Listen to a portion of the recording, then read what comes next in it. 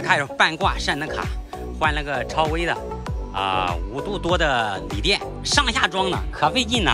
这不，这是拆下来的旧家伙放在这里。这卡友装个锂电池，他不给我钱，我还得给他钱，因为他是做分期的。这两个卡友装空调，装锂电池，空调装了个海尔5.0的，线这里还没接好，再装锂电。海尔5.0安装完毕了。这里装了个海力森7.5度的成龙 H5的，装在这个位置是刚刚好的，你想大一点都没有。还给这卡友装了个逆变器，逆变器在那个副驾驶座后面，我就不看了卡友的锂电池、空调全部搞定了，这一会儿打着火看一下充电电流。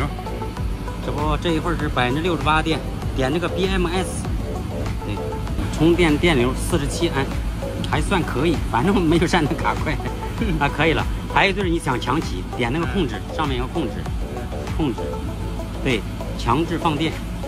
没电的话就这样。第一次要把密码改了，自己把密码改一下。